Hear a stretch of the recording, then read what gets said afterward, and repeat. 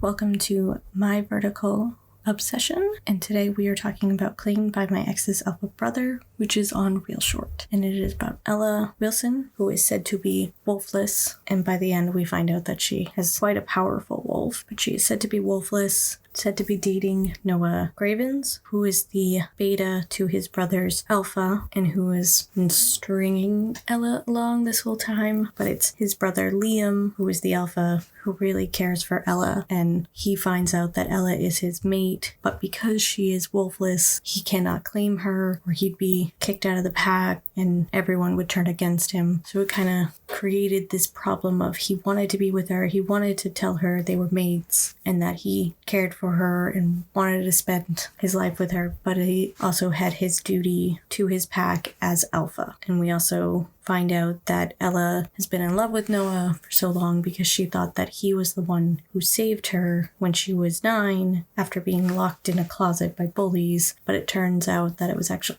Liam who saved her. She just happened to not see him because she had passed out before she saw Liam's face. So when she woke up, Liam was gone and there was Noah. So she just assumed it was Noah who ended up saving her. And she has been in love with him since and was over the moon when he said that they were mates. But it only turned out that he was stringing her along, and it was actually a bet with his friends and other classmates for how long he could string her along. So when Liam swoops in and is protecting her and caring for her, she doesn't know how to accept that, or she doesn't realize that he truly means it because she feels like he's doing the same thing that his brother did, and she's just going to get hurt in the end, even though that Liam tries to tell her he's not his brother, he cares about her, and he would never do what Noah did. And it takes a while before she finally accepts and realizes that he is telling the truth. They are meant to be together. I mean, there was a small backslide when his ex, or said to be ex, Sabrina, comes back because Noah called her, and there was some pact that if neither of them found mates by the time I think they turned 18, they would be together. So she tried to prevent him from being with Ella, mostly because she was wolfless.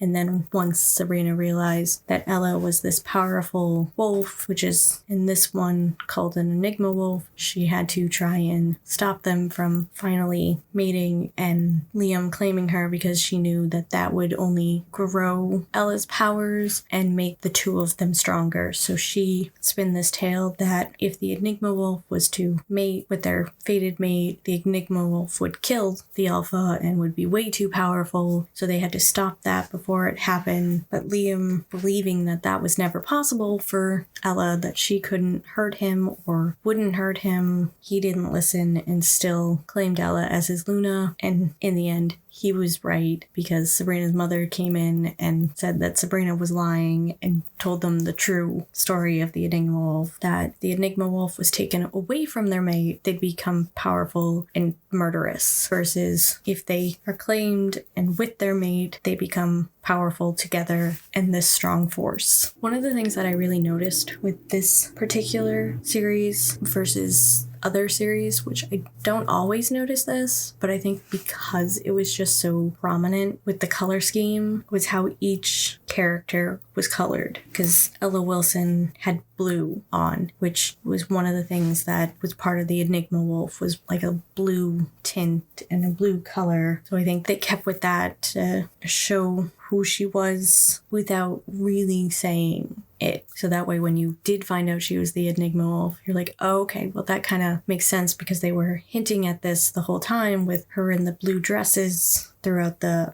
series. The same with when we were introduced to Sabrina. She had a lot of red, and I know the uniforms were red and white, but she also had red outside uniforms, and at the end her dress was red. I feel it helped kind of show her as the villain for this. It's the same with Ava. They had green on a lot of the time, especially during the first dance. She was in a green dress, he was in a green shirt. It was very prominent, very kind of bold, and stood out, the fact that they were green. And Noah also always had a green sweater on throughout. So I think that, along with the red pants that he would wear for the uniform, it kind of showed how he was transitioning from like the bully with Ava to the villain with Sabrina, because he was the one who brought Sabrina back. He was the one who was plotting with Sabrina, all that to try and stop Liam and Ella from mating and from Liam claiming Ella. So I really think that even though you saw them mostly in school uniforms, outside of that, you could definitely tell that they put them in specific colors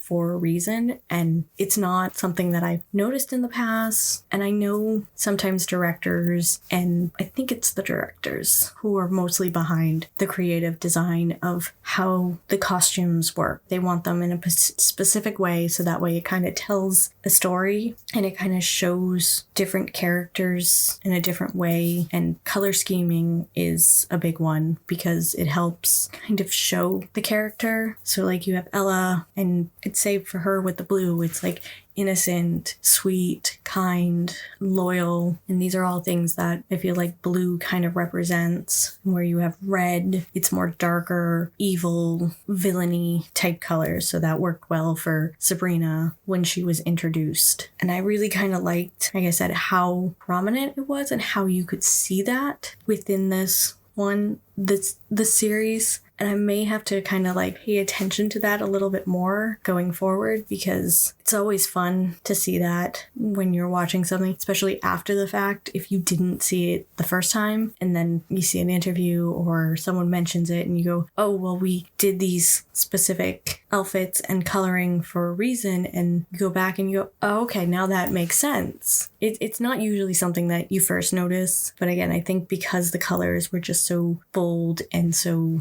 right there that you could see how they really defied the characters and represented the characters that were in the series. Like I said, I like that they did that, and I like that you could see that. That was fun to watch and kind of follow, because I paid attention to that, because I know when I was first watching it, the scene where Noah is not teasing, but telling Ella how it's like, oh, I never wanted to be with you, and I didn't want you as my mate. It was just a bet. I want to be with Ava. It really stood out to me that Ava and Noah were both in green, and I was like, that's very interesting that they're both in green, whereas Ella's in blue, which is a very different color than Noah, because they were supposed to be going together. And I guess at first, I think I was going with, oh, well, they were showing it like he was never going to go with Ella, but since he's going with Ava, he went to match her. And that's kind of where it started. And then as it kept going, I just kind of slowly noticed, it's like, oh, wait, each person kind of has their own color scheme. And again, Ella showed up in blue again, especially at the very end. She was in this really gorgeous blue butterfly dress. Loved. That was gorgeous. Absolutely gorgeous. And also, when we first kind of saw the wolf, you saw that it was like this bluish, light bluish color. And so when you saw the last dress and she was in the blue, it's like, I think that has to do with the fact that she's the Enigma Wolf. That's a bluish tint, because most of the time when they do wolves in these series, it's usually, you know, like, oh, it's a white wolf. It's a very powerful white wolf, which they didn't really do that. It was more the Enigma Wolf, but just the aura and like the tint around her and her eyes were blue. So that's where I kind of got with the blue. So again, it was something that I probably will have to kind of like follow to see if any other stories kind of do that. Do they follow color schemes, or was it this particular director who did that for this one? And that's kind of something that I'd love to start kind of following, seeing which directors direct which shorts, and if they continue like some of the but if they continue to do certain things throughout all their different shorts. So like for this one, if the director, did this whole color scheme, do they follow that in other shorts that they direct, type of thing? So I might start looking into that and seeing how that works. Some of the other things, definitely, I loved how even though Liam was told that that, he would have to try and stop Ella because she might kill him. He still refused to believe it because he cared about her so much and he saw that good in her, that this could never be something that she could do. He didn't want to believe it at all. And part of me thought that he might listen to Sabrina and choose her when it came to like the coronation and crowning him alpha and telling everyone who his Luna was. But I was so very happy that he ended up calling up Ella and naming her as his Luna, because it showed how much he believed in Ella and that she could never do this, that he believed she was this good and that she would never kill him. And even if she did, or even if this powerful wolf came about, like Sabrina said, that he was just going to take it as it happened and see, because that's how much he loved Ella, that he wasn't going to break her heart, because that's one of the things that he kept saying, was he wasn't going to break her heart. He wasn't like his brother. He was never going to be with Sabrina, especially since,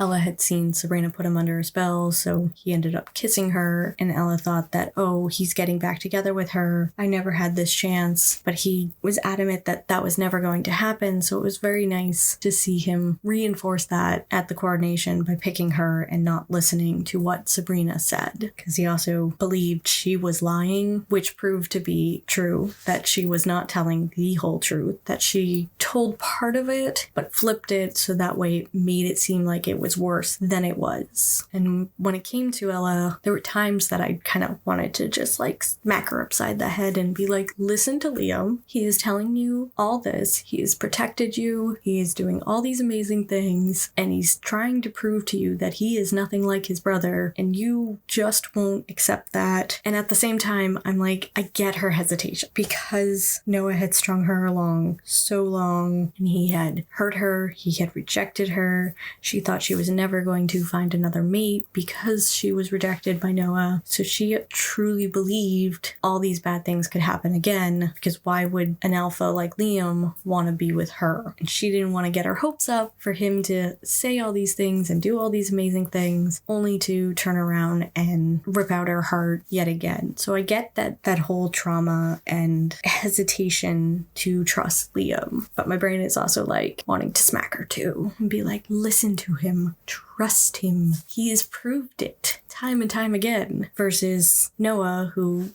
when she was in trouble being bullied by Ava, he just walked away. Versus Liam, who stepped up and helped her. So it was like little things like that that showed that he was different than Noah. But like I said, I get that her hesitation comes from being rejected and humiliated and hurt from what Noah did. So I do understand her logic and her reasoning, especially since every single time she let herself feel with him, something happened and she watched as he pulled away or didn't say something. And that also stemmed from her being wolfless and him not being able to claim her type of deal too. So there was that in there as well. This was definitely another series that I really enjoyed. I really loved the two main actors, Savannah and Blake. I thought they played off each other very well. And I happen to enjoy Savannah's characters because she plays a lot of the innocent type characters, and I think she does a really good job playing that. And for this one, she went from playing this like naive, innocent, timid girl to slowly coming into herself and being strong and kind of taking no shit type of deal. So she really kind of grew in this Ella Wilson, the character of Ella Wilson. She really grew throughout this, and I think it was very much with the help of Liam and his belief in her that she isn't a nobody, that she is someone special, and that love that he wants to give her. And I think that helped show her that she is powerful. She may not have a wolf at this time, but that doesn't mean she needs to listen to what other people have to say, especially Ava, who likes to tease her and make her feel worthless and that no one would ever want her. So she very much came into her own, and I think it also helped with the bringing on the wolf in the end. And yeah, I know it was mentioned that, the finding your mate, your one true mate, could also awaken the wolf, but I think it was a combination of the both, that she finally stood her ground, stood up to Ava and Noah, and I think it helped bring her confidence, and it helped let her accept how things are, which helped her also accept and realize that Liam did want her and he would take care of her, and that brought on the wolf. So like little things like that made me really kind of like this character of Ella, and especially, like I said, Savannah's portrayal of Ella, because coming from this little timid, naive girl to this strong and powerful woman who stands up and cares for the people she loves and will protect them and won't take shit anymore. I really kind of like that. I do know that this was one that I've been waiting for to drop, because when I saw it, I was waiting for the trailer to drop so I could see it, because it looked very interesting when reading the description. I was like, oh, okay. I especially kind of really enjoy the werewolf fantasy stories that the shorts and the drama series put out, because you don't really see a lot of them like this in fiction or in like TV or movies. And I know there are plenty out there, but I kind of like the daily dose of these ones, because you get this like little story, and it just gives you just enough of that werewolf series that you don't have to sit there watching this long movie of, you just don't have to like watch a long series or a long movie that doesn't give you a lot, but also kind of sticks to more human-based storytelling when it comes to the werewolf genre. I feel maybe I'm just not watching or seeing the things out there, because I mean, I know there are ones out there, like, you know, some of the werewolf series I know that are out there, you know, like Teen Wolf, Buffy had werewolves, Twilight, Vampire Diaries, the originals, those all have werewolves part of them, but I feel like they have different types of lore when it comes to werewolves, and those ones go a little bit longer, whereas these ones just feel a little bit more fun and a little bit more fantasy, and I really enjoyed these ones for just like a quick little werewolf story. I know that may not have made the sense that I was going for, so, but yeah, like I said, one of the types of stories I do love with these series, drama short series, are definitely like the werewolf based ones. Those are always so fun to watch, because it's always interesting to how they go about telling the story and what they put in as a wolf story, because there's always different things that get added. Some of the times they're the same type, other times there's new things added or prophecies added and stuff like that, so it's kind of like interesting to see what twists and what new information they put out with these werewolf series. So that was just a little bit of my thoughts and kind of just talking about ReelShorts claimed by my ex's alpha brother. Like I said, I really enjoyed this one. This was really cute. It was really a fun one to watch and enjoy. Thought the cast was really good. I loved Savannah as Ella. Blake, who played Liam, I had to actually like look him up to be like, wait, I feel like I've seen him before. And I was actually surprised that he hasn't done as many, but there was another one from ReelShort that he did, which was another werewolf series. And I looked at it, forget it, something about a virgin mute bride, I think. To look at it again. But I do know that I did watch that one, and I may have to go back and watch it again just to see him in another series, because I did